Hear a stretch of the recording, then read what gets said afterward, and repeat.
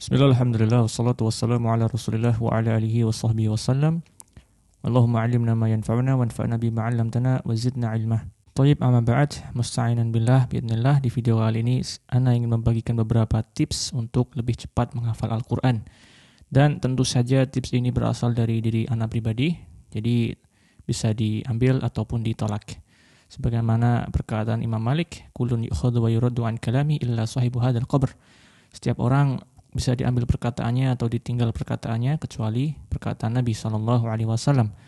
Li'anna qawlan Nabi hujjah, karena perkataan Nabi adalah hujjah.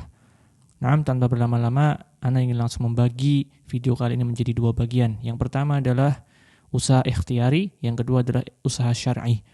Adapun usaha ikhtiyari adalah usaha yang terlepas dari ikatan syariat, yaitu dari ana pribadi. Adapun usaha secara syariat adalah yang sebagaimana telah diajarkan Al-Quran dan Sunnah. Taib, untuk yang pertama, bagian usaha ikhtiyari yang pertama adalah dengan menguasai bahasa Arab dengan baik, sebagaimana orang-orang Arab pahami. Dengan seseorang memahami bahasa Arab, tentu saja dia akan lebih mudah dalam menghafal lafaz-lafaz di Al-Quran, karena Al-Quran diturunkan dengan bahasa Arab, dan tentunya dengan memahami bahasa Arab, otomatis seseorang insya Allah akan lebih mudah mengingat kata-katanya, mengingat kalam-kalam Allah yang ada di dalam Al-Quran. Ini adalah tips yang pertama. Yang kedua adalah tentu saja dengan perbanyak membaca tafsir. Karena tentu saja di dalam Al-Quran kita menemukan banyak sekali lafaz-lafaz yang gharib, atau biasa ulama menyebutnya dengan gharibul Quran. Dan meskipun seseorang sudah menguasai bahasa Arab dengan baik, kadang masih saja ada beberapa lafaz yang tidak dia ketahui maknanya ataupun artinya. Sehingga ada bagusnya memperbanyak bacaan-bacaan tafsir. Contohnya seperti tafsir Utsaimin, Ibnu Katsir. Namun tentu saja perlu digarisbawahi, untuk tafsir Ibnu Katsir tidak bisa dibaca sembarang orang, tentunya juga harus memiliki pengalaman yang banyak. Namun seperti tafsir-tafsir yang sangat mudah, semisal tafsir Mukhtasar atau Muyassar atau yang lain sebagainya, maka hal itu sangat direkomendasikan. Dan tentu saja di sana ada kitab namanya As-Siraj fi Gharibil Quran. Di situ terdapat banyak sekali lafaz-lafaz gharib Quran yang ditafsirkan oleh para ulama, makna-maknanya, sehingga seorang dengan mempelajarinya akan lebih mudah juga untuk menghafal Al-Quran.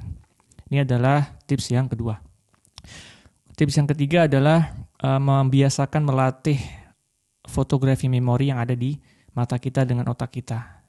Caranya adalah dibiasakan dengan melihat beberapa kali dalam kitab Al-Quran, dalam suatu halaman, dilihat berulang-ulang, kemudian langsung diucapkan, dilafazkan tanpa melihatnya lagi. Namun tentu saja hal ini harus dibekali dengan poin yang pertama dan kedua tadi, yaitu bahasa Arab harus dengan baik, harus paham. Yang kedua, dengan memperbanyak ilmu-ilmu tafsir atau arti-arti dari gharib-gharib Quran yang ada di Al-Quran.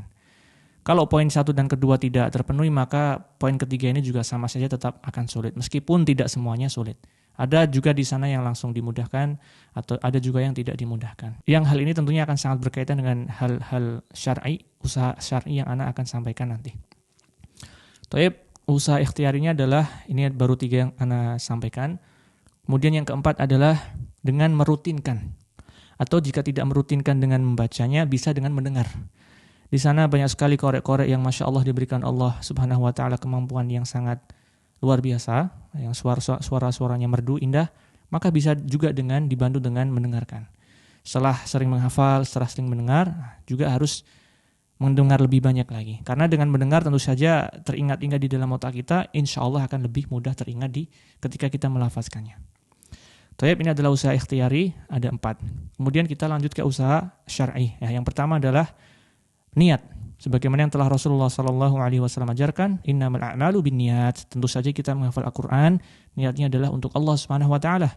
Tidak boleh untuk selain Allah, tidak boleh hanya untuk pamer, tidak boleh hanya untuk banyak-banyakan, untuk merasa lebih dari yang lain, maka hal ini sangat jauh dari yang diajarkan syariat. Kita menghafal Al-Quran harus karena Allah, mengharapkan pahalanya dan mengharapkan keutamaan Allah Subhanahu wa Ta'ala. Yang kedua adalah tentu saja untuk menjaga dan sekaligus menolong istiqomah kita dalam menghafal adalah menjauhi maksiat. Sangat dianjurkan bagi kita semua kaum muslimin untuk menjauhi maksiat, sebagaimana yang telah ada dalam suatu kisah Imam Syafi'i mengeluhkan hafalannya. Maka gurunya Al-Waqi' rahimahullah mengajarkan kepadanya bahwasanya tinggalkanlah maksiat. Dan tentu saja ini adalah usaha syar'i, yaitu dengan kita menjaga diri dari semua keburukan-keburukan hal yang dilarang Allah dan melaksanakan perintah-perintah Allah, insya Allah akan Allah mudahkan. Namun perlu anak katakan bahwasanya hal ini tidak menjamin, ya, karena ada juga orang yang sudah berusaha keras sekali mengerjakan usaha ikhtiari, mengerjakan pula usaha syar'i, namun masih saja belum diberikan Allah hafal dalam suatu surat yang dia hafal. Maka ini semua kembali kepada kehendak Allah. Wallahu yarzuqu may yasha'u bighairi hisab. Allah menganugerahkan rezeki kepada siapa saja yang dia kehendaki tanpa hisab, tanpa perhitungan. Dan di dalam lafaz ayat ini sifatnya umum, baik rezeki apa saja, dunia ataupun yang berkaitan dengan amalan-amalan soleh. Maka perlu kita ketahui, kita harus senantiasa kembali ke poin yang pertama tadi, yaitu meluruskan niat, yang kedua menjaga diri dari maksiat, kemudian yang ketiga adalah meminta pertolongan kepada Allah, yaitu isti'anah billah. Karena la sahla illa ma ja'alallahu sahlan. Tidak ada yang mudah kecuali yang Allah bantu kita untuk bisa mengerjakan amalan itu dengan mudah. Dan tentu saja dari semua ini kesimpulannya adalah meskipun kita sudah berusaha, bergantunglah hasil, tawakal kepada Allah. Kalaupun sudah berusaha masih belum bisa, maka tidak masalah, tetap terus berusaha. Insya Allah tetap akan ada pahala dari Allah Subhanahu wa Ta'ala karena kita sudah berusaha untuk mendekatkan diri kepada Allah. Dan ketika kita melihat orang lain yang meskipun mungkin dia tidak mengerjakan usaha-usaha ikhtiari, juga tidak mengerjakan usaha-usaha syar'i, tapi kok langsung diberikan Allah langsung hafal, maka tidak perlu hasad, tidak perlu dengki, dan tidak perlu iri. Karena kembali lagi Allah Subhanahu wa Ta'ala yang berfirman, wallahu yarzuqu may yasha'u bighairi hisab. Dan juga masing-masing orang sudah diberikan rezekinya masing-masing. Jadi tidak perlu hasad, tidak perlu iri kepada yang lainnya.